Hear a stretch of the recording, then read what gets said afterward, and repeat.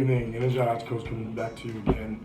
I'm not going to be long or talk much about it, but I just want to try to, as much as possible, protect those who I can get this message out to be able to help them protect themselves as much as possible from this technology, that this 5G, how dangerous is it, the EMF waves.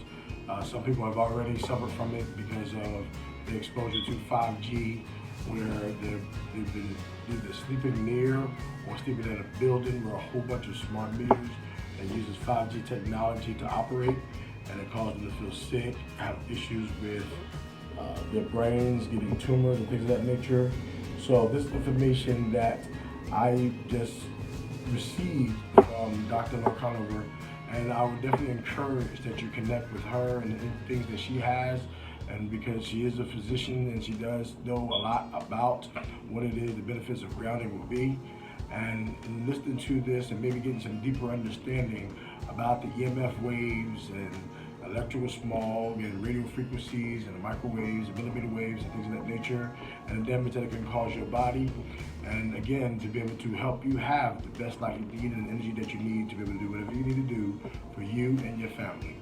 I hope that this information will be beneficial, considering this coming from a reputable physician and someone who treats people who suffer from conditions because they aren't really doing what they're supposed to do with themselves, and being able to make sure that they're grounding on a regular basis so that they can have a healthy and happy life.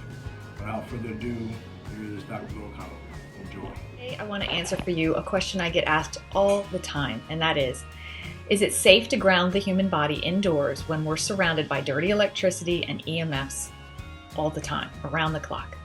My medical opinion is it's not only safe, it's actually one of the best things you can do to make your health resilient and protect your body from the wear and tear of these exposures that we really don't have that much control over. It's not that grounding makes EMFs safe. I'm not sitting here saying that these exposures are safe and okay for our body. I actually don't think they are.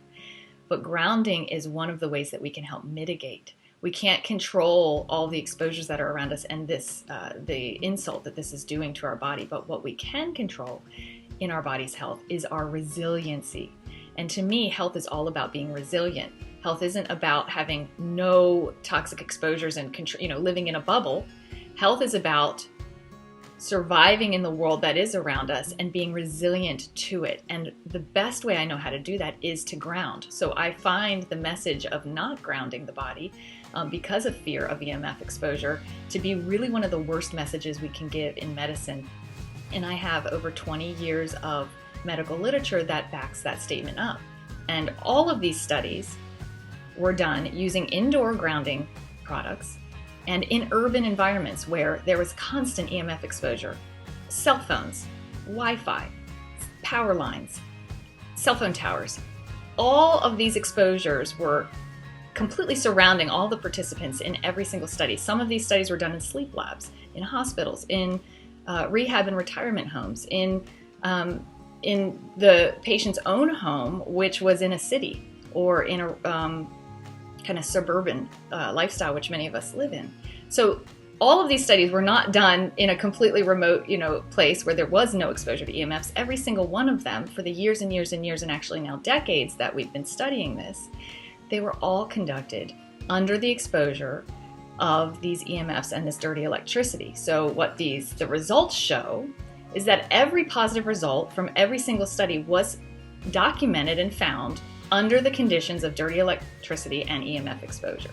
So this is medical proof that grounding is natural and healing, and that healing still occurs even with EMF exposure while grounding.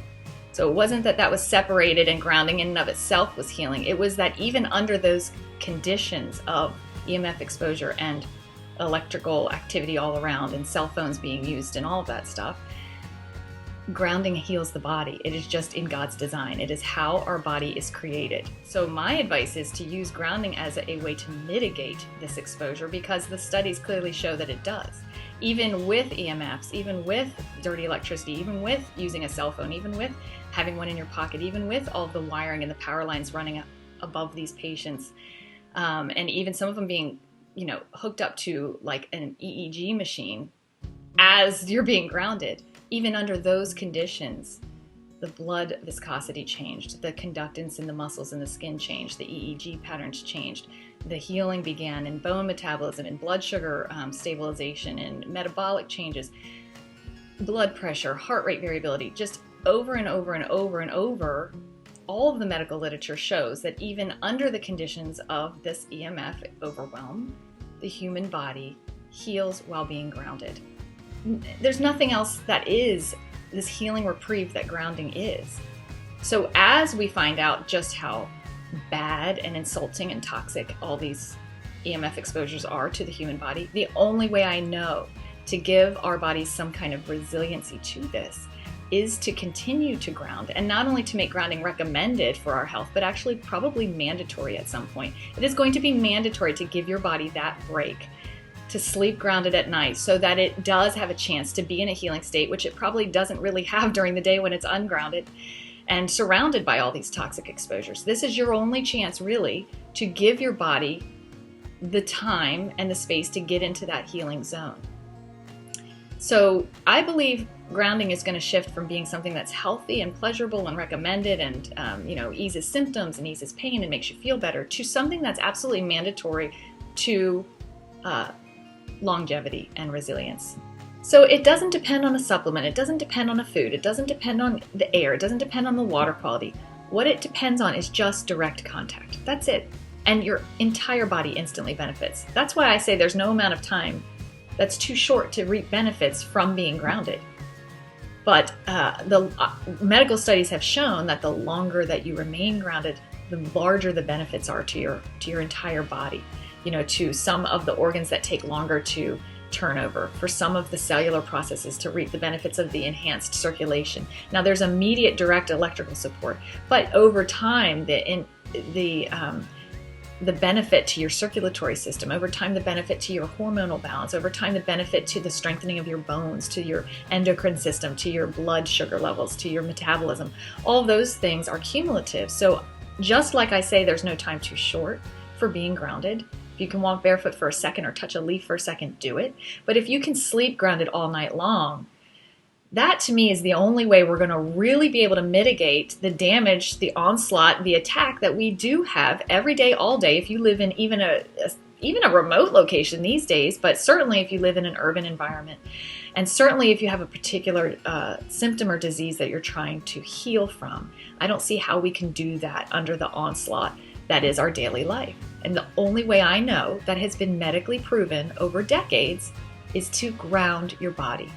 Because being grounded, even with EMF exposures and dirty electricity all around you, you are in a healing state, and your body tells us that, and your body's parameters that are measurable and reproducible show us that in medical studies. And I really invite you to join me in my EarthRx 5-day online class to go much more deeply into those studies. But I also invite you to visit my website, intuition-physician.com, if you want to learn about the best ways to sleep grounded, the most effective ways to make sure you are grounded all night long, so that you really can face each day with resilience, with having given your body a chance to repair and to recover. That's my recommendation. The more and more I find out about EMFs, the more I'm going to turn that into a less of a recommendation and more of a mandatory requirement if you want to have robust health in the world today. That's my medical opinion on grounding while being indoors, and I hope it was helpful to you.